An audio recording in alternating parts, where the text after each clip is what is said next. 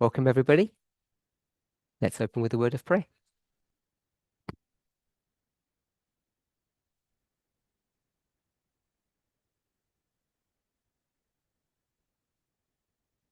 Holy God, we thank you for your continued goodness and watch care over us. Please guide us and bless us as we try to understand ourselves better and to understand you better. As we delve into the purpose of our creation, may you give us a glimpse of humanity and divinity. In Jesus' name, amen. So I had quite a few questions, and I don't know that I can answer all of them. So I apologize for that. But I'll go through each question, and if I can't answer them all, I'll just say I don't know the answer.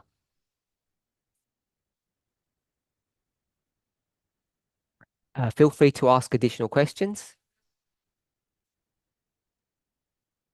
And I'll probably ask you questions as well. So, question number 1. Why was Adam created first? What does it mean? And many people don't know how to respond to that question. So who's got any thoughts? Why was Adam created first?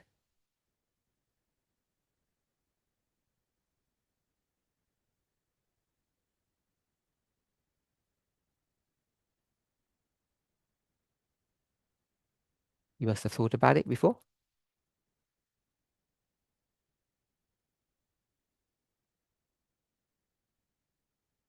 Sorry? I can't hear you. Are you want me to pick them to answer? I will in a second. What are our options? Adam first? Another option? Eve first? Third option? Together. They are created together. At the same time. At the same time. So I guess the person who's asking the question, why was Adam created first? If it was the other way round, they would ask that same question. So if Eve was created first, would we ask the same question? Yeah? We should, but would we?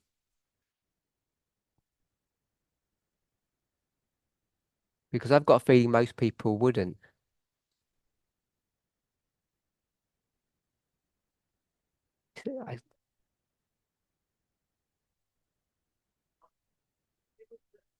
We would ask a different question. What question would you ask?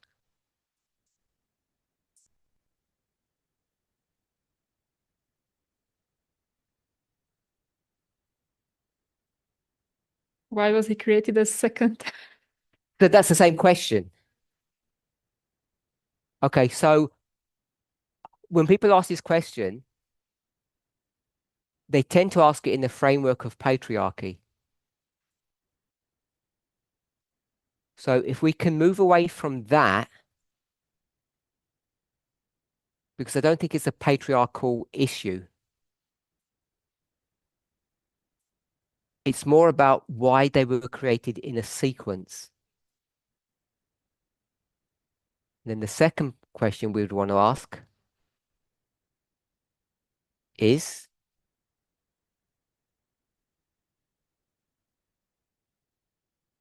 there's the order.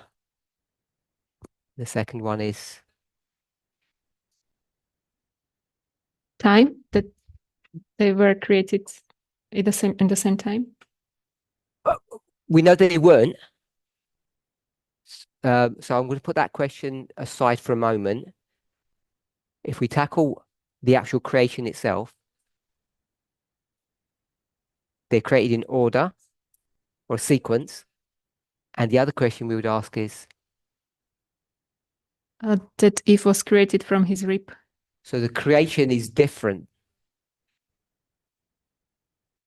Adam is created from dirt or soil, and Eve is created from a part of Adam.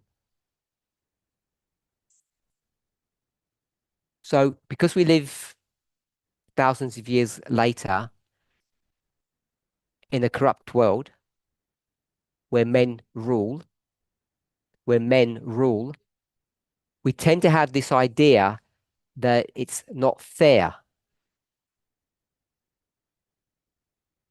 But let's try to put that aside and try to wonder why God created it in this way. So if you were God, what would you have done? Try to answer that question. What would you have done?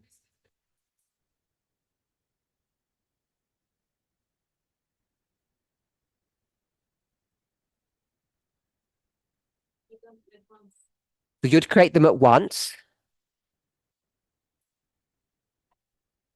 and would you create them the same way or differently?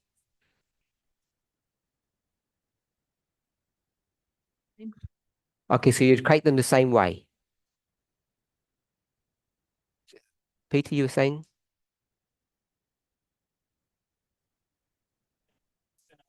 I would create them the same way. Okay, Thomas?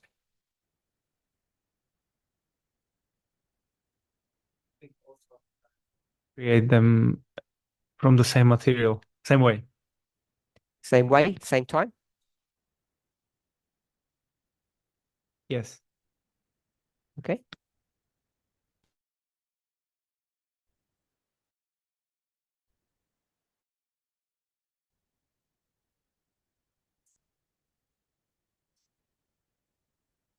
I wouldn't do it that way because it would be a double work and I would do the same work twice. So you wouldn't do it which way? Just tell me how you would do it. Ako by si to urobił? So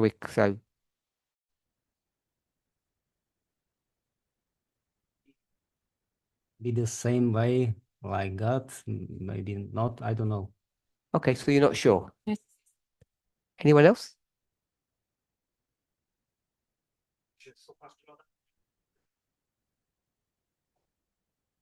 So someone who makes hmm.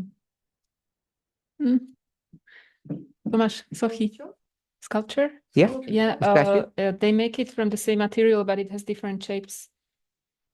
Okay, so they might look different, but you'd do it at the same time, same material.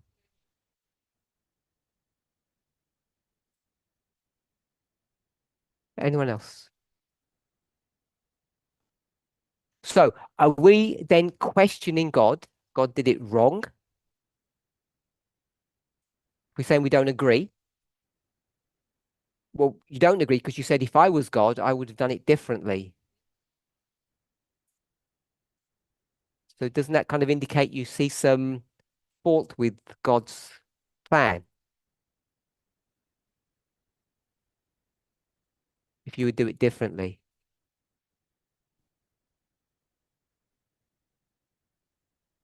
Maybe it indicates we just don't understand the plan. Okay, so we don't understand the plan. So if we don't understand the plan, our option would be to do a different plan, as opposed to trying to understand the plan. So when we get to this stage, people get nervous and they say, I don't want to be against God. So let's try to understand why God would do it that way. Is there a difference between creating the woman first or the man first? Why would God do that?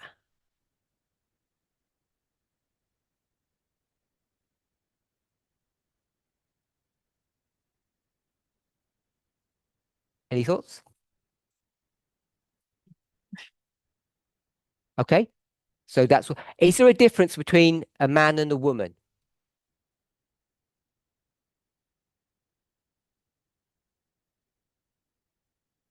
So there's no difference. So if you get to the place where there's no difference between a man and a woman, so let's begin with that.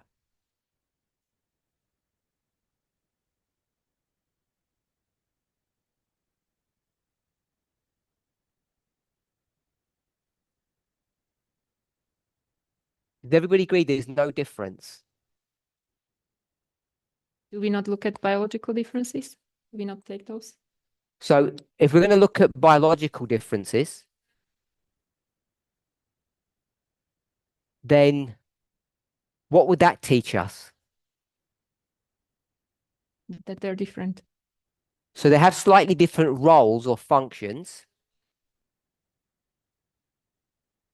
but you already know that about the Godhead. And yet, the very essence of God, I think we all understand that they're the same. So we agree that each personality of the Godhead are all essentially the same in their essence.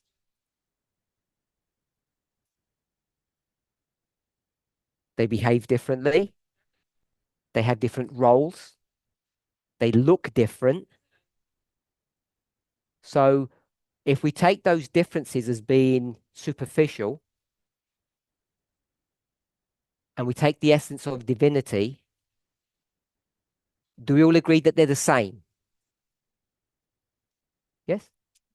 So if we take that and when we come to human beings, we see that they're the same. So if we can get to that place, then if we're going to create them in sequence, it wouldn't matter which way we do it, would it?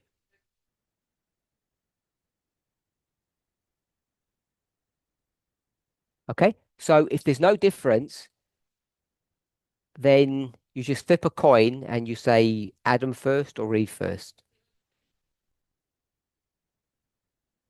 We were going to do it that way. If you have questions or you disagree, please say.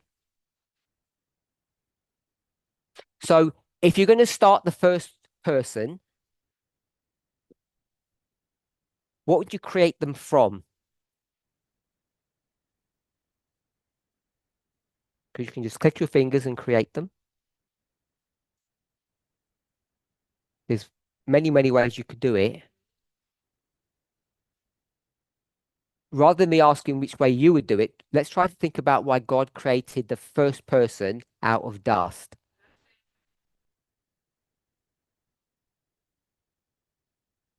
What's the reason for that?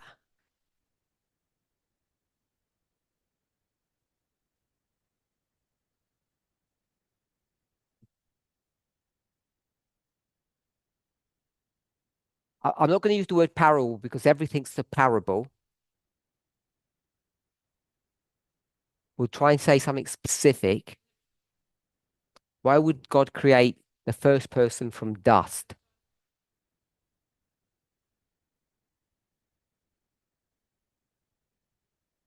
Ellie?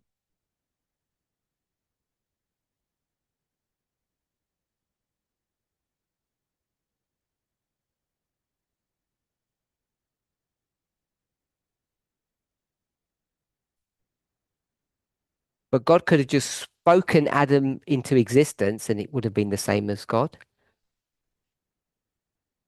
Why dust? Why soil?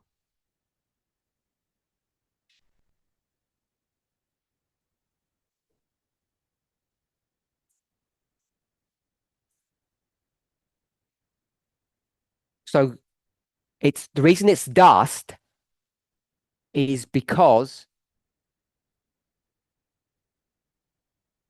it has muted us. We already have dust.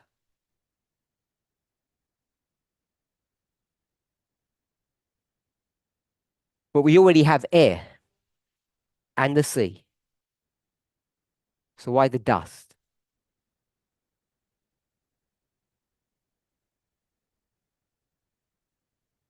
You're not sure? Okay. Tamina? Just Um, because we know when a person dies, they turn back to dust. You have beginning and end. So the dust is actually the beginning, and you come back to at the end, you turn to dust again. okay.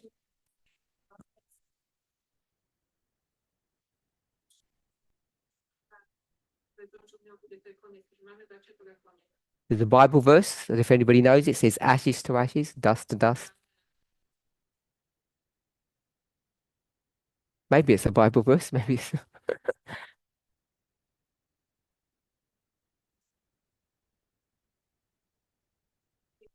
Death was not supposed to be there, so I don't think that's a good reason. okay. So there's never supposed to be any death, so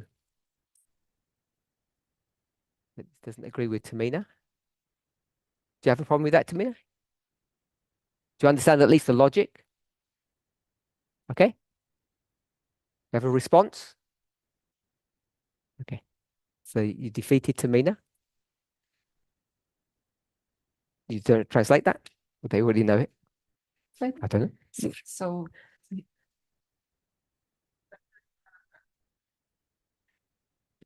Radka? Že jestliže, což teda víme až teď, um, když teda z té hlíny, tak to může souviset s tím, že my máme představovat těm andělům přesně to, co se děje tady na zemi, proto z té hlíny. I'm thinking that it's dirt because the dirt is from the earth, and it's at this earth where we were supposed to show to the angels. A čo im máme predstavovať? Obraz Boha. So we should Present to the angels the picture of God on this earth, and we are from this earth. Okay. I think we've got at least some teachers or scientists amongst us. So let's try to use a bit of science. So I'm not asking it, expecting a response. It's a rhetorical question. Is God restricted in what they can do? Are there limitations? Either self-imposed or law demands limitations? So I think the answer to that, at least for me, is yes. God both lives in a spiritual realm, but also in a physical one. And in the physical realm, there are laws. And we all know in our own existence, you can go as far back as you want to, besides the very few miracles that are recorded, the way the earth, the solar system, the universe operates is quite mechanistic. And human beings have figured out quite a lot of how things work. So God's going to create human beings. And once they're created, and then God's going to say, you do some creation. How do human beings create? They don't make statues out of dirt. And they don't do surgery and take body parts out.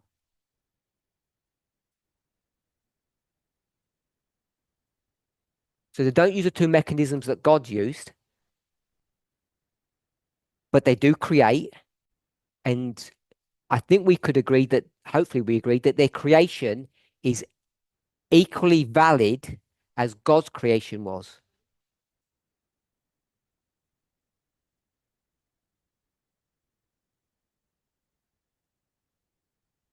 Do you agree with that? So if we start on from that premise, then let me get some input from you. If that's enough clue.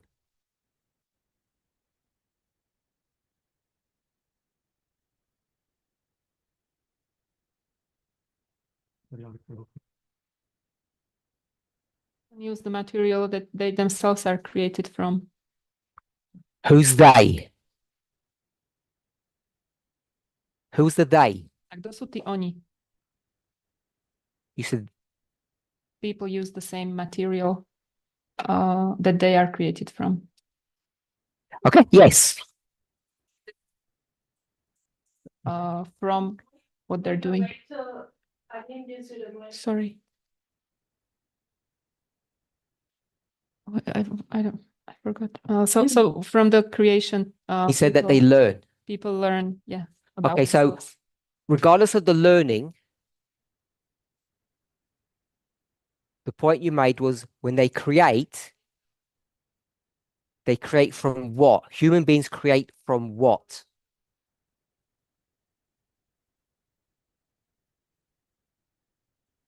They create from the same material they are created from. They create from the same material.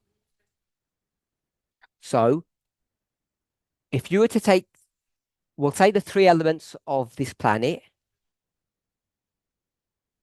water, air, and dirt. What one are we most closely related to?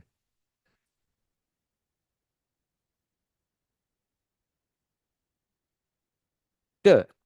Zem. Most of the elements that you need to create human beings, if not all of them, are in the dirt.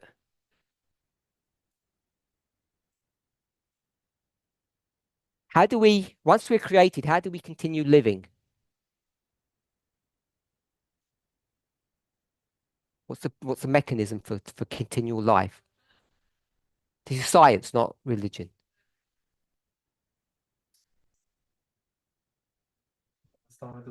We grow the food and we grow the food and we get it from the earth.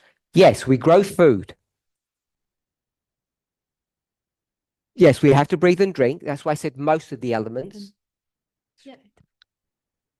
But we don't actually have to drink, because if you just ate fruit, vegetables, you can get all the water that you want from them. But we do have to breathe. We do have to breathe.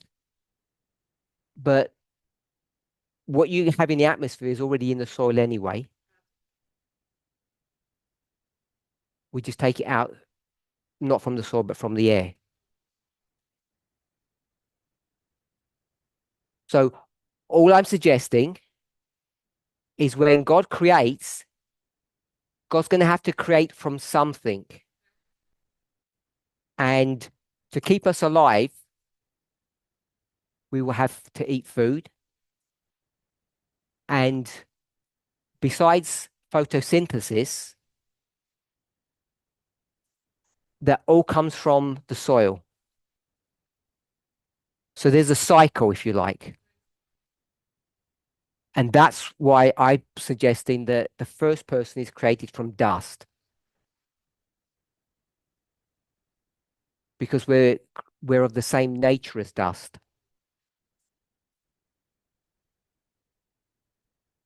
Which was very similar to what Radke said and what Peter had said. Radke gave a spiritual answer,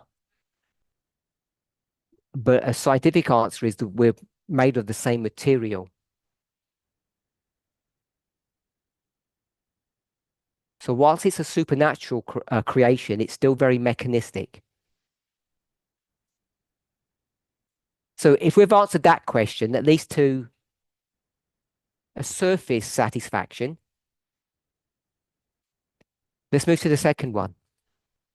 Why create the second person differently? Because God could create that person in the same way from soil. But Peter said, when we create children from the same elements that we are. So we all have a basic understanding of cell biology and procreation.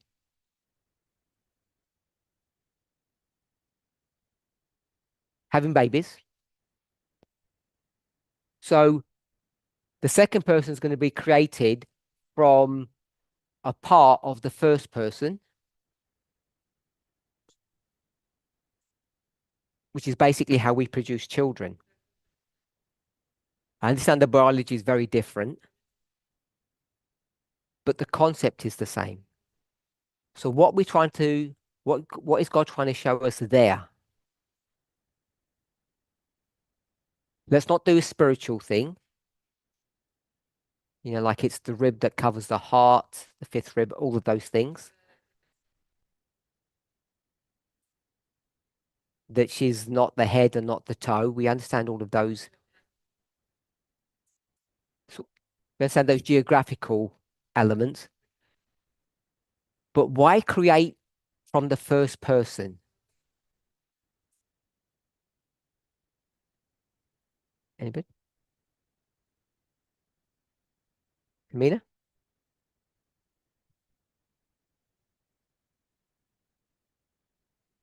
Because that's how we will create. We will not create from dust. We will create then from the result God made. He put air, dust, and water together, and we take that and we create from that.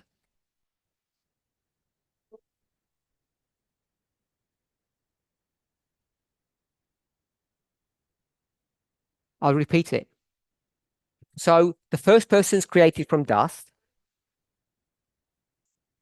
The second person's created from another person. I asked why. And Tamina said it served as an example of how we would create. Because the only way we can create is by, I'll say it this way, by giving a part of ourselves. So I think we can all agree with that principle. And we'll say that that is I'm going to call it the plan for human.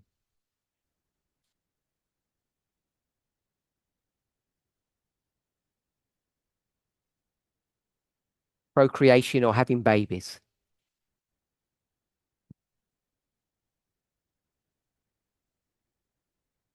Yep. So it's creation, it's just procreation means you positively do it. So it's the plan of how we will create from ourselves. Why is that important?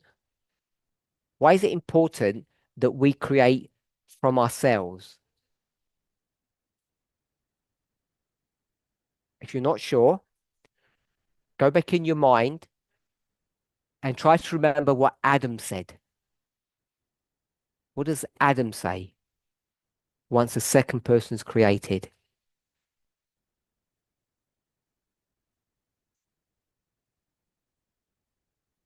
This is the bone of my own bone and body of my body. So this is bone of my bone, body of my body. Anything else?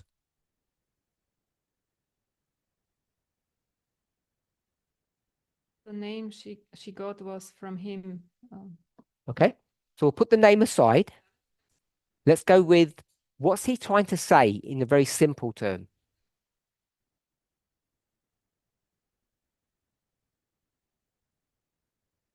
They're of the same material. They're of the same material.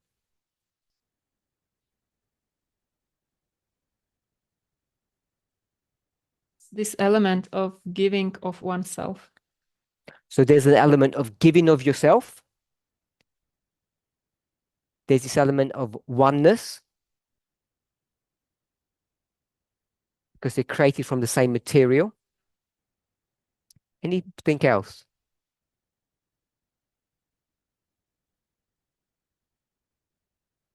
Okay. We'll accept that. Why is that important? Peter, why is it important to create from yourself?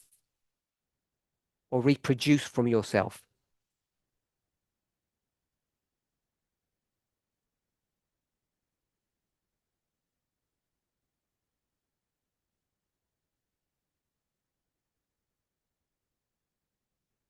Adam or Humans. Why is it Show important that's for all okay. of us? Daniska said it's important for Adam because it's important for all of us.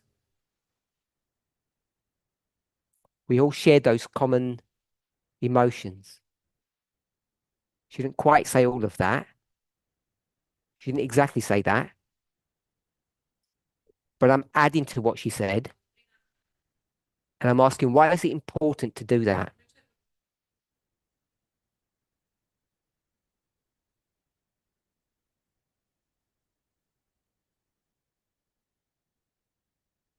do you have a feeling of being one with someone? So we have a feeling of being one.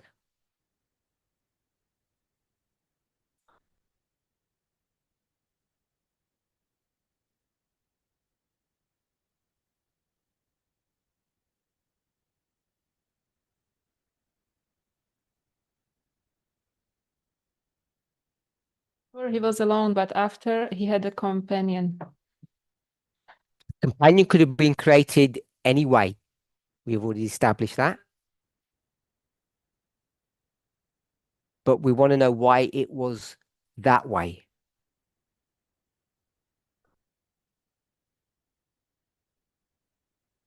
Learn from it how God works. So we learn how God works. Peter, I like that.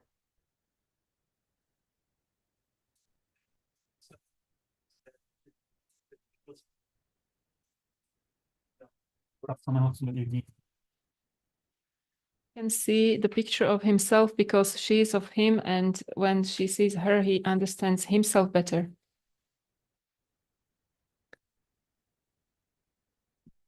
I'm going to put reflection. Is that same principle that you said? When you look at your child, you see yourself. Yeah. Okay. So I'm going to stop there on that question and let's summarize. Question was, why was Adam created first? What does it mean? So I want to suggest that the way the question is being asked, its framework with a negative connotation to it, I think it seems negative, is because of, we'll call it the sinful world in which we live.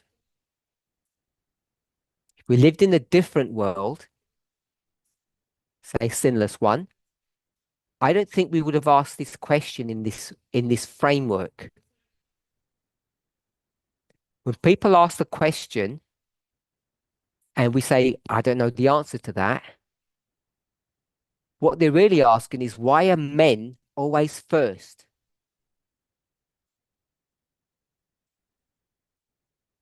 Why are women always second-rate citizens? And you see that replicated at creation. So I think it has a negative connotation to it. So my suggestion is we try to take out that negativity. And we don't look at what happened afterwards or the sin problem. And then we try to understand three questions. Why do it in sequence? Why create the first one from dust? And why create the second one from the body of the first person? They're the three questions. So we've answered number 2. God creates from dust because all the elements that we're comprised of, we find in dust. And then to sustain our bodies,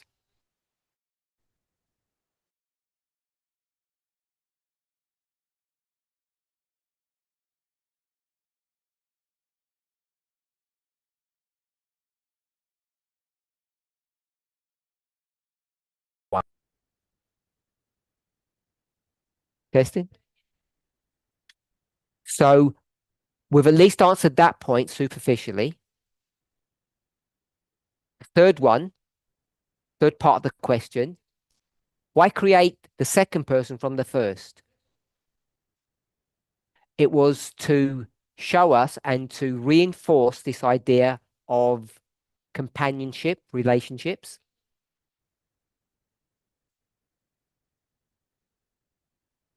And oneness. So hopefully we've answered those two.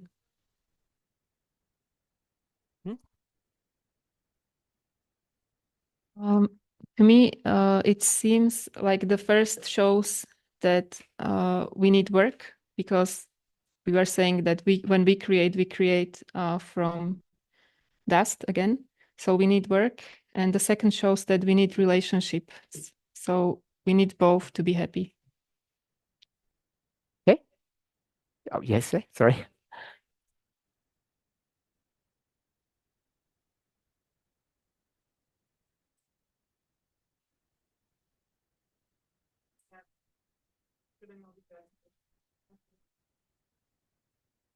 Okay, if there's no more thoughts, I'll just try to briefly tackle the first question. The first answer. What was that? I broke it down into 3 parts. So what was part 1? Why is it done sequentially? Prečo je to robené Why not together? So, does anybody have any thoughts now?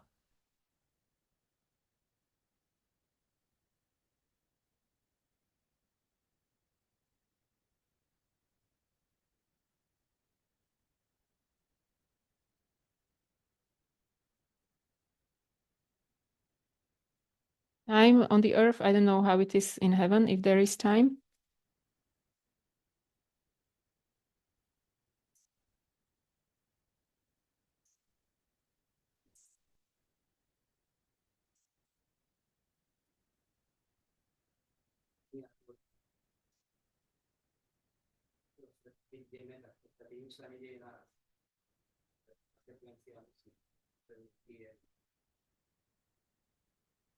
On this world, there's always a sequence in things. If we go even to the micro world, nothing happens like at the same time. There's a sequence of events happening. Okay. Anyone else? Peter?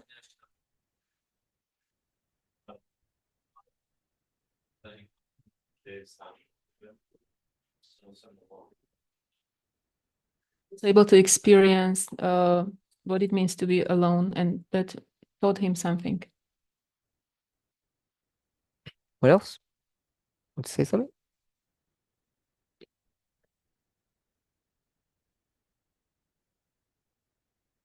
Why sequence? It's to, let's try to just come up with a simple answer. So we've got the answer from Peter that he could understand loneliness and the desire for companionship.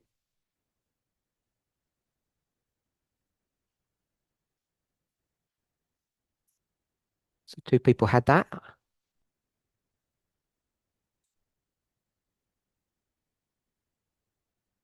Why are there 3 gods?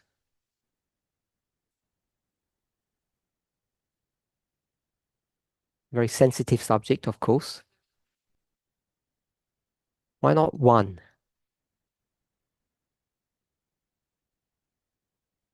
More heads, more brains. More heads, more brains.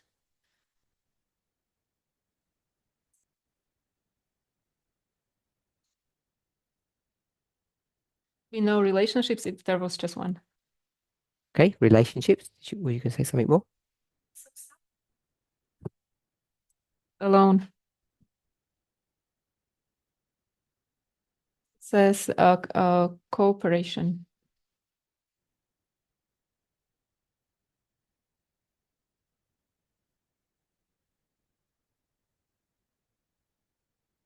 So we can stop there. I think we've answered this question of why there's a sequence. Because if they were created at the same time, in the same way, they would essentially be independent of one another. And this idea of creating the second person from the first reinforces or brings this bond of union.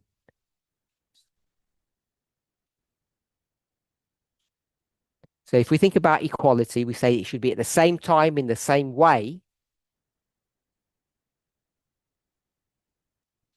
Maybe we're looking at equality in the wrong way.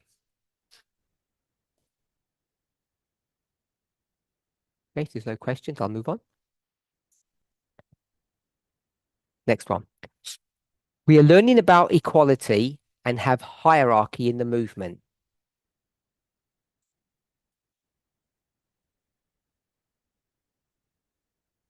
Let me rephrase that question. We're learning about equality, and yet we have hierarchy in the movement. So there seems to be a conflict between equality and hierarchy. What will it be like in heaven? What does it mean we rule with God? We inferred in the past that we were called to be equal with God. What does that mean? Going back to hierarchy in the movement, and in heaven, and you put that with equality, how do we get all of these things to come together? So let's try to break the questions down simply. We all learned about equality. So you've all got some idea in your mind of what equality means, what it looks like, what it feels like.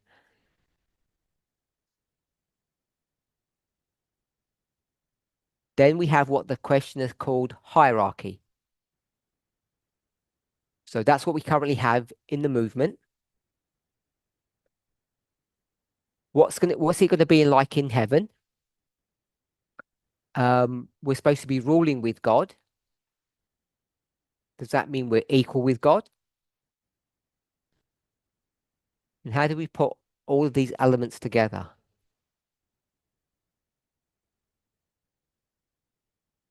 What are your thoughts?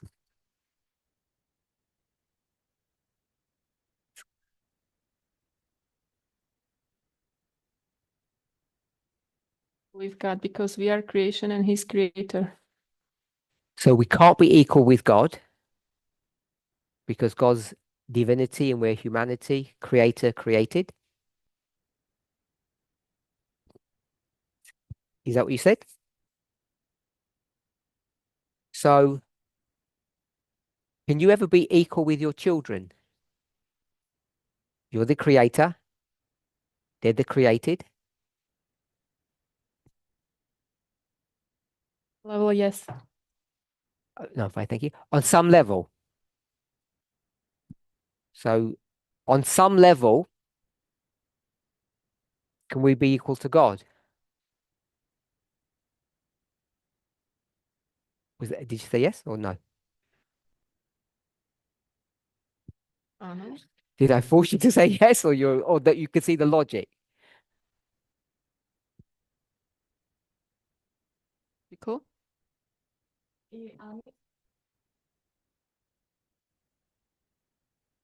But God will always supersede us. Like He will always be bigger than us. They will always be bigger. Are you always bigger than your children? This way. I don't mean physically. I mean the same way you used bigger.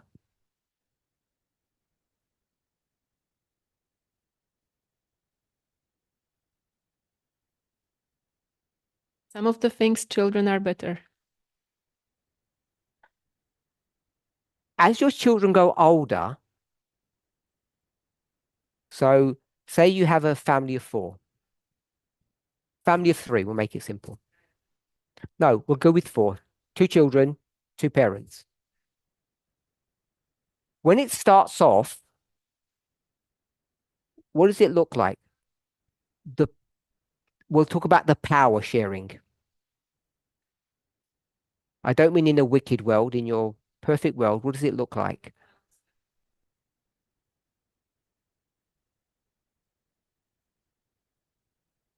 I have the power over them.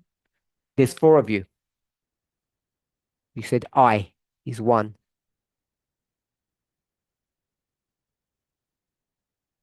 I have the power over the children. So let's go with parents first. Let's look at that power relationship. How does that look?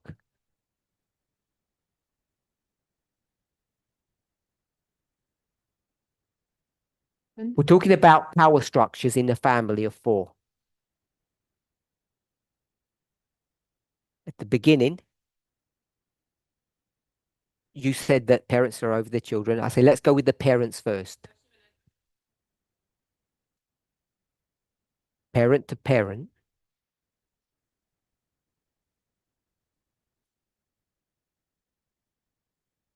Equal They are equal. from the very beginning. Yep. Are they different? They're not. You look different. Physically different. At least physically, well, we could show that there's more than physical differences.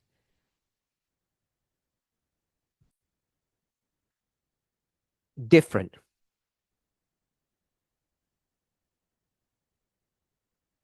So you've got a family, you've got parents, they're equal and they're different. Going back to this question, what's the main role of the parents at the beginning?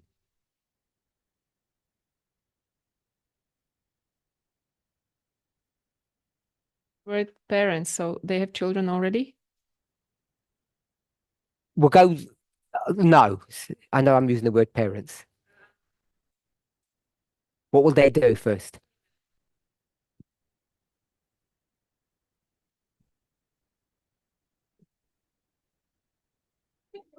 They take care of the garden, I say, in your house. No, not take care of the garden. They create. Yeah. So they're going to create. Who does that look like? Anybody? Who? Adam, who does that look like to you?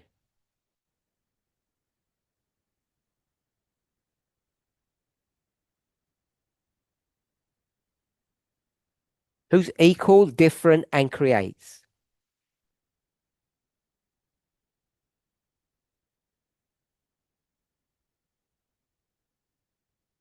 Don't know?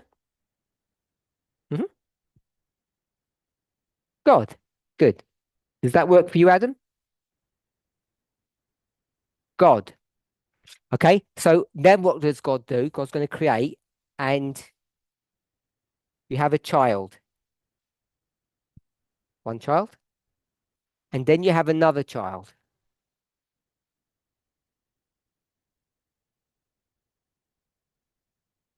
And what's the power structure there between the children?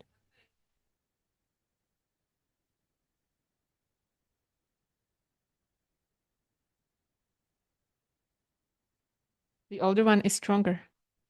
Stronger?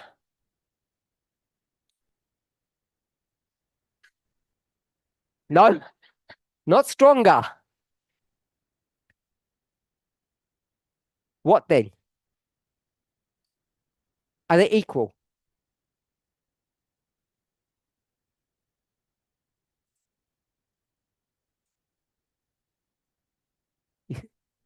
I'm not asking you what you want them to be. I'm asking you what they are in real life. This one is 6 years old, and this one's 6 months old.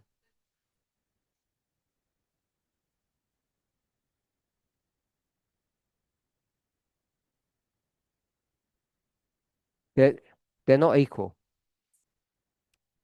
Okay, so there's a power struggle between them. At the beginning, the power struggle isn't visible. Perhaps. But as they grow, that power struggle increases as they get from babyhood to childhood to adolescence, teenage.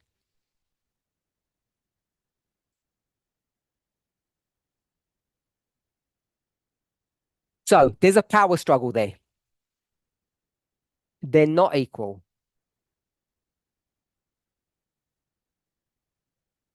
And they are, what do we put here? Compare and contrast.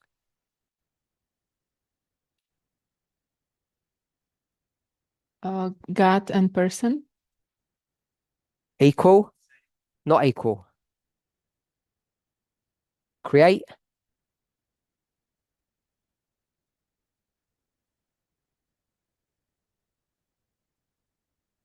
created. Yeah, they're created. Okay. Are they different?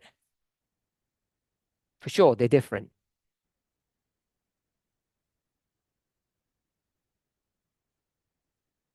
Okay, I put question mark because I said for sure, and you said yes. So I don't want this to sound patriarchal.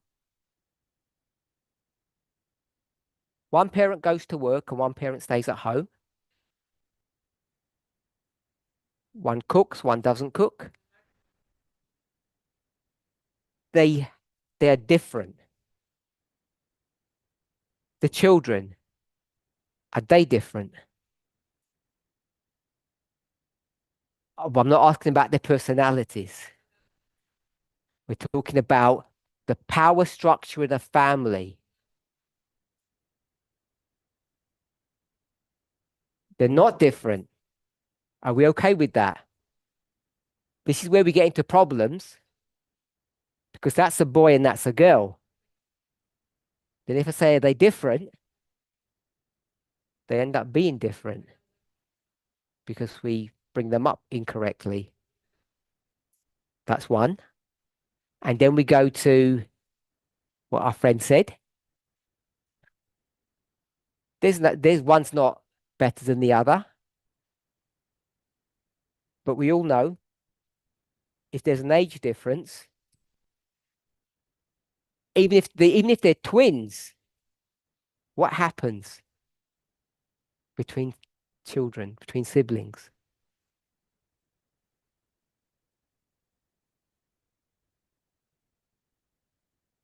They're rivals. They fight, Bojujú medzi. whether it's Cain and Abel or one of the other twins that I can't remember their names in the Bible. Jacob and Esau, yes. So you see that there's a struggle between them. So are they different? No, they're not different. But they think they are. Who are these?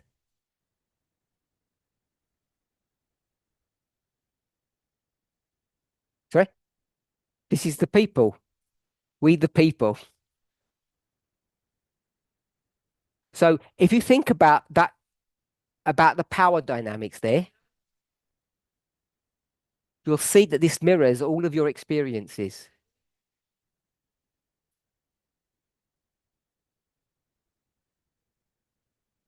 I think it's Paul says, when I was a child, I used to think like a child.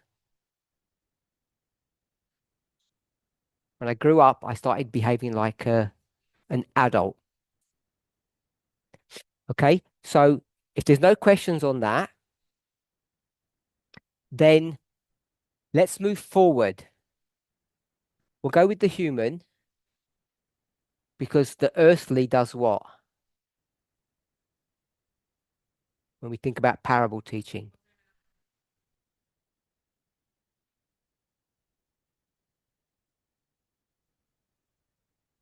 Heavenly. The human explains the divine. The earthly explains the heavenly. So if you want to know how heaven works, you just need to understand how power structures work on Earth. So now you can begin to hopefully understand. We'll go with the children first. As they grow older, what should happen? What's the difference between a 10-year-old child and 10-day-year-old child? Is there a big difference? A huge difference. Those 10 years make the world of difference. Now you have 65 and 75-year-old. Now what's the difference? None. There's no difference now. So that can show us on a very simplistic level that as these children, as humans, mature, and you could have different stories. You could do Eden to Eden. You could go from mortality to immortality. You could do at the beginning of heaven and go through the millennium. Whatever story you want to talk about maturity, what do we know? You start off as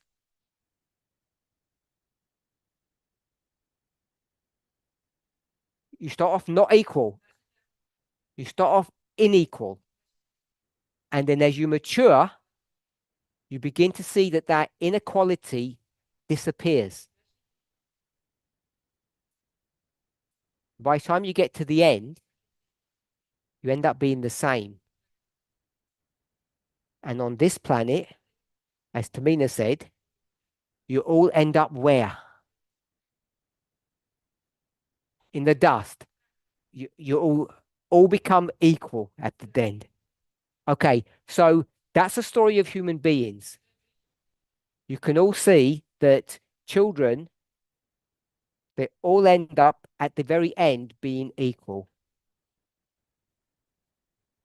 The parents were always equal. So there's no change there. So now let's look at what? We looked at these two on their own, these two on their own, and now we're going to look at together. Because that's what the question was. What does it mean that we will rule with God? So don't think about your family. Do not think about your family. Do not think about the families that you know of. But think about a good family or the ideal family, how you would imagine it should operate. How should these four people interact with one another? We'll say at the end, which means at maturity. We already know that these are supposed to be the same and these are the same. What should your relationship with your children look like? We'll say when they turn 40 and you're 70, say. What should your relationship be then?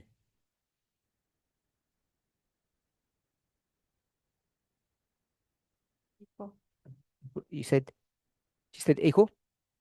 I would suggest, like I think you're beginning to see, that they should be equal. If we agree that they should be equal, and I think you'd probably all agree, even if not in your family, in the families that you know that they're not equal, who's the one that's at fault? When you look around or in your experience, every single one of you are all children of somebody. So some of you are minors, but all the adults here, you've all experienced this power struggle with your parents. And when you came to adulthood, I think you're all nearly 40, if not over. and your parents were old or aged, what would you have expected? What would you have thought would be the right thing? Would you think it would be right to wait till your parents can't clean their own bottom? They can't get out of bed and they need you. Do you think it should get to that stage before you are equal? That their minds don't work well, and now you have to take control of their money. Do you think you have to wait that long before you can share power with them?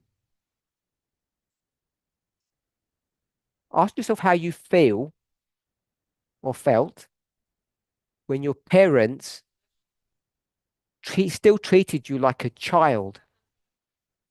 I don't mean when you were 18. I mean when you were, 30, 40, a real adult. So you don't have to give a testimony. You don't have to give a testimony unless you want to. But it explains this scenario I'm suggesting. I want to suggest most parents don't give up their power when you get to the end, when everyone's an adult. They still want to control their children. They're more powerful than their children. They don't trust their children. Whatever dynamic you want to think of, they want to hold on to power. And you know that most of the time, they're not actually capable of holding on to that power and exercising it. But they still do. So for me, when we talk about what does it mean to be equal with God or ruling with God,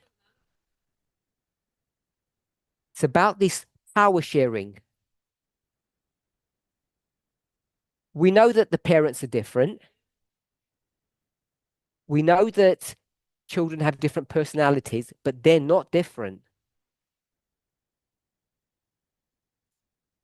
But when you get to the end, now you don't have two parents and two children. What do you have? Yes, exactly that. You have 4 adults. Each one is slightly different. Some have strengths and some have weaknesses. And without being blasphemous, I think that's what it means about ruling with God. Without being blasphemous, which means saying something bad about God. When it talks about ruling, I think we get to a place where 4 adults, 2 gods and 2 humans, come together and they share power together. And it's not about us taking God's job or being as clever as God. It's about God realizing that it's now time to share their power and their authority. Not like human parents because they're too old and frail,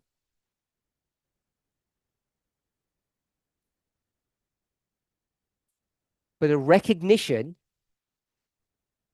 that their created beings have now come of age, and the relationship that they can have now is stronger, better, more healthy than the one that they had before, when there was power over them. And as I said, I don't want to get blasphemous about God's weaknesses.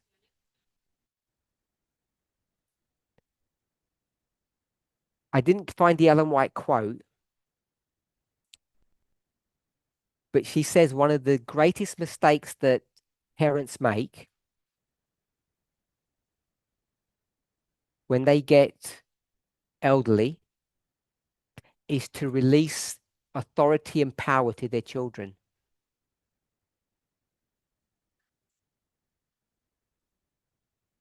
To hand over the keys. They still want to hold on to that.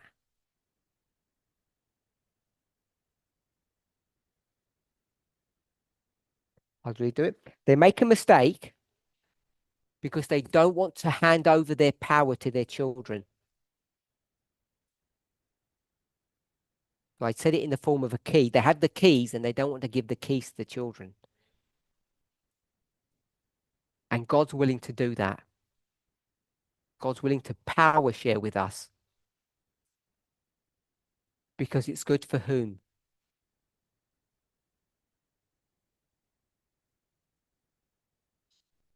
For all of them. And I think that's where we struggle. We think God doesn't need us, that we're the ones that need God, that God's doing us some favor. It's all just an act. But I think the more we learn and know about God, the more we realize that God needs us in many ways that we don't really fully appreciate. In the same way that a parent needs their children to support and take care of them.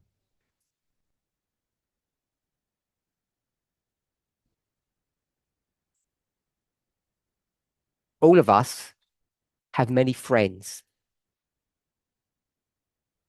You have the term blood is thicker than water.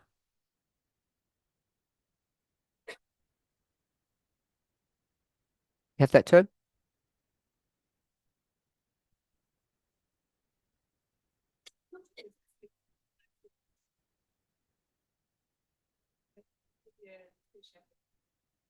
There's a special bond between the couple and the parents to the children.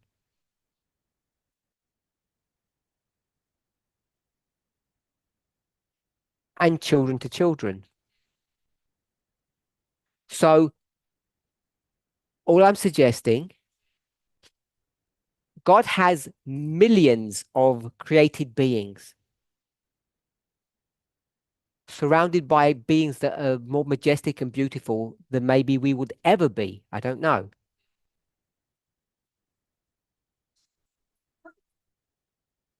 And yet, like you, the apple of God's eye, that's a Bible verse, I don't know if you are us. These children who are rude, disrespectful, rebellious. But we will get to a place where we become adults.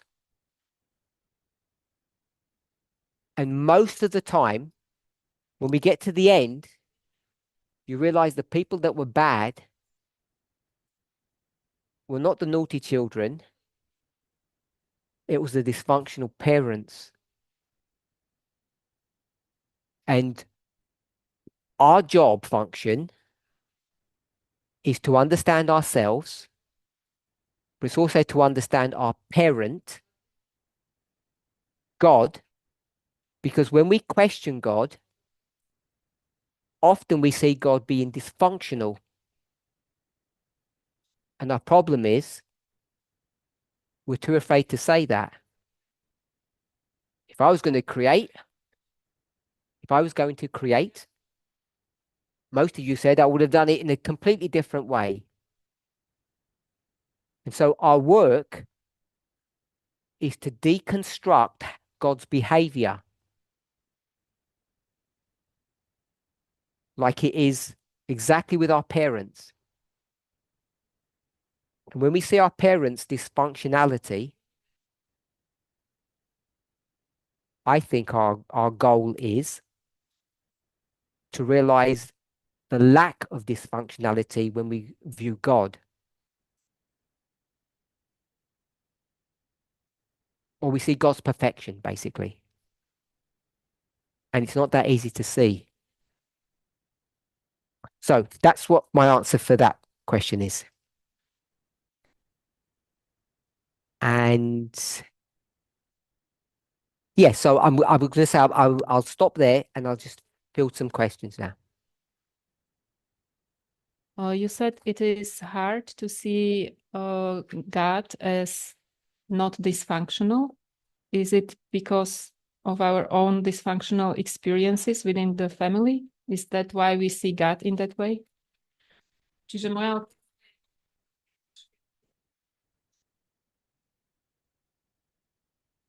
nebol nefunkčný, že ho vidíme vlastne pokazané.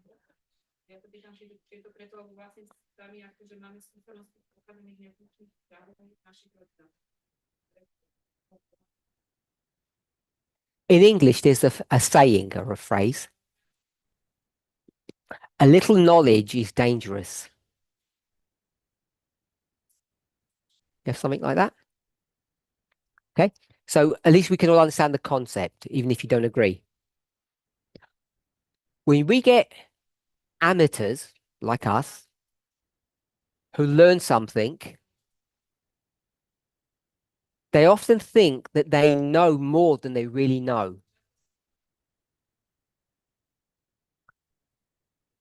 So I'm going to use that. I think it's a principle about this question. So I asked, if you were going to create, how would you do it?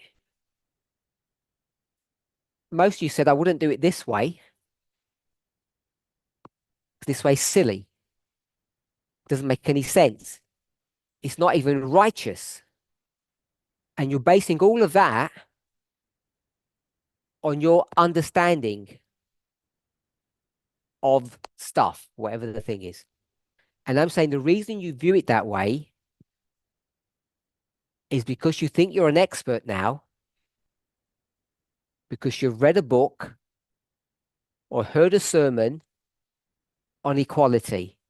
So now we're all the resident experts on equality. We look at God and we see God is failing on the test of equality. And that's why we see dysfunctionality. And so our job is to learn more about equality, not to keep silent or to be quiet.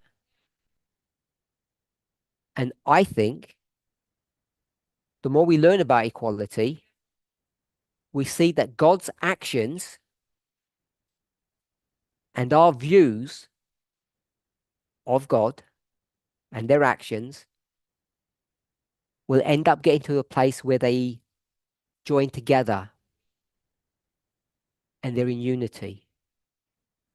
So we did a little exercise this morning. We looked at how God creates,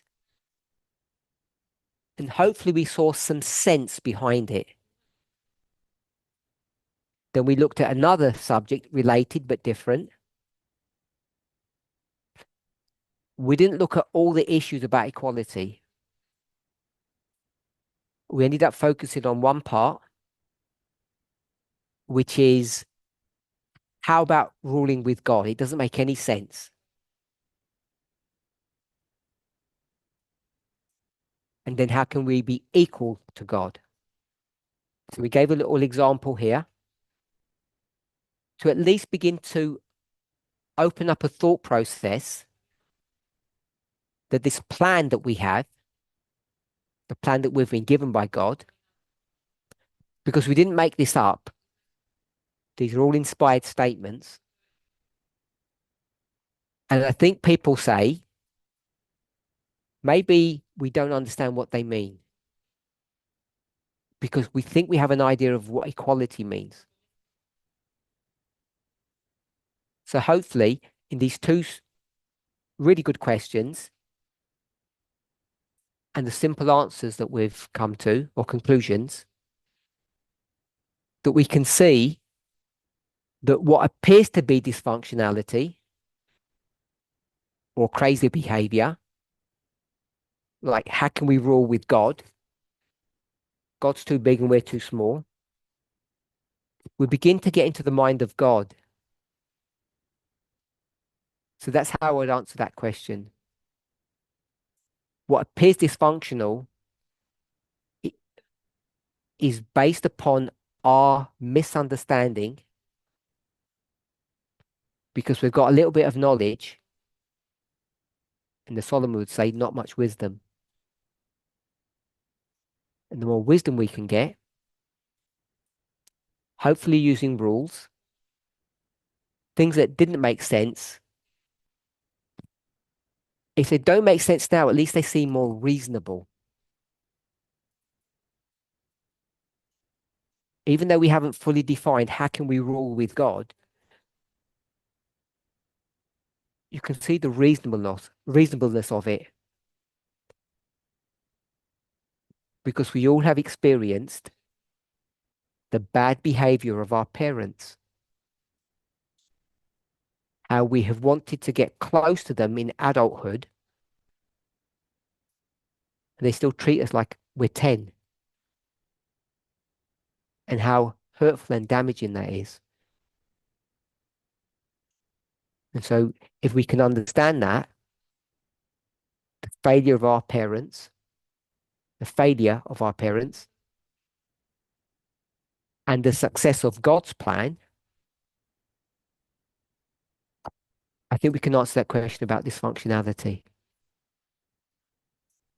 And it helps us to understand better what equality looks like and how hierarchy works. Let's close with prayer.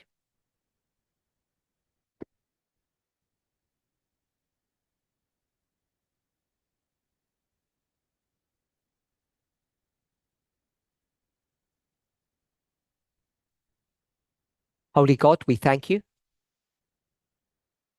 that you have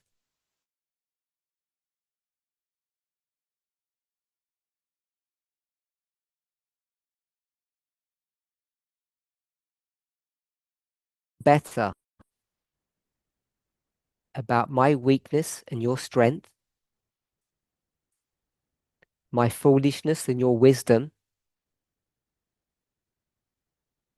And yet, as I understand you better and myself better, I begin to see a way forward, that you have a plan to let me come closer to you. I look forward to that time.